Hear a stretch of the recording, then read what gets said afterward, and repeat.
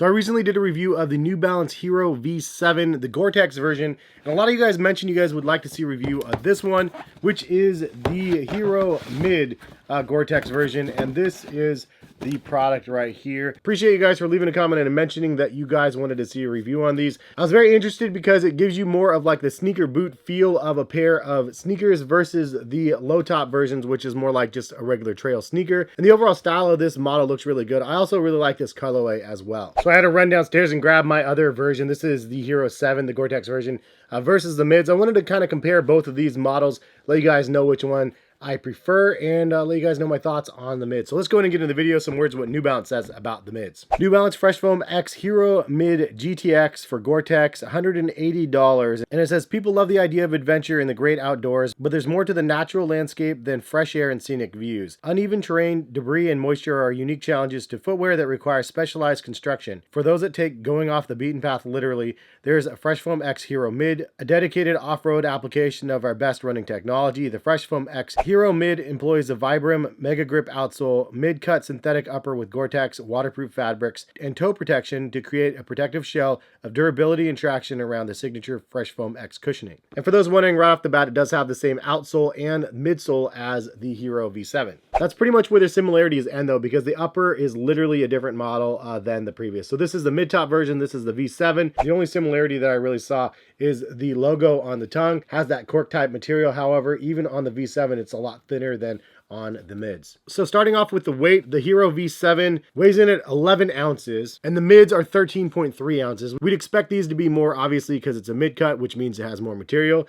They both have different style of laces. You have flat laces on the more athletic version in the Hierro V7s, and then you have rope laces, more boot-like for the mids. You do have some metal eyelets for the top to lock down on the mids. Definitely a fastening system that's usually seen only on boots, and obviously the mids being very close to that. On the toe caps of both of them, on the 7s it does say toe protect, which does have some extra fused material around the toe guard. For the mids, you actually have a layer of material that wraps around the toe cap of the shoe and then also up through the sides as well. So for both of them, you do have some sort of a cutout for heel cups. However, the mids are a little bit more pronounced. Also, it is a little bit more narrow on the back, but full disclosure, this is a V7 with the wide version. This is a Hierro mids with the regular version. I definitely should have got the wides in this. For me, it's either go up a half a size to a size 10 or go with a 9.5 wide. I definitely should have gone with a wide version, but the 9.5 standard is a little bit too snug for me. Even the tongue padding on both of the shoes is drastically different. The V7s is a lot thinner, not as much padding, and then you do have a lot of padding for the mid version. Also, the GORE-TEX treatment is done completely on different materials on both of the shoes. There's a mesh version on the V7s, which I have to say I was very impressed by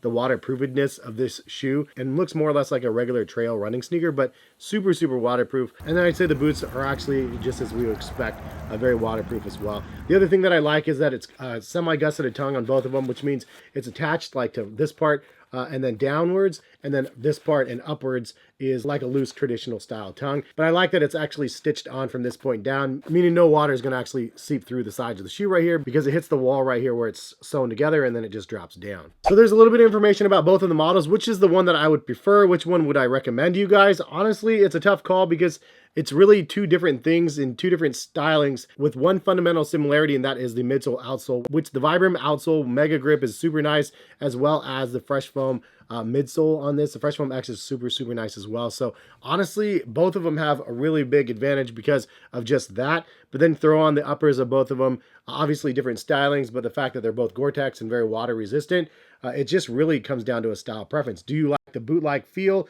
look as well? Do you like something that's a little bit more trail runner? Like what is your situation and for which you would use these for? I actually took this version and wore them to Utah. I wore them on the plane as well as through the snow, just walking across the street through the snow to get to there was like an arcade in Park City where we were staying.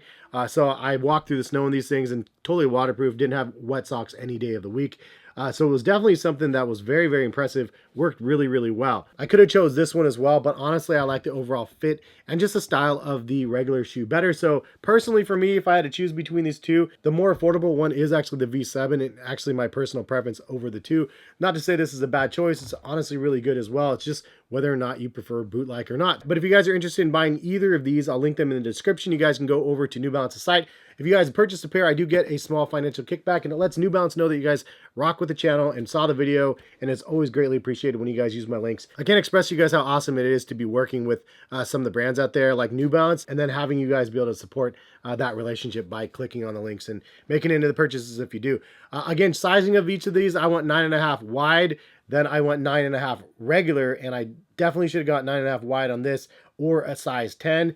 9.5 wide was perfect for these. These things are amazing, and I absolutely love this shoe. And if you guys have not tried this shoe, I mean, honestly, this is amazing for Fresh Foam X. It's amazing for a trail sneaker. It's amazing for a waterproof shoe. And the 7th iteration of the Hierro, definitely worth checking it out. And the mids are definitely worth checking out as well. But I appreciate y'all for stopping by and watching. Leave some comments in the comment section if I didn't answer any of the questions that you guys may have between the two products. But hopefully you guys have a good rest of the day out there. And if you guys are looking for some nice waterproof options, both of these really can't miss. Both of them are excellent. Have a good one. Hopefully we'll see you back for some more videos. All right? Peace, guys.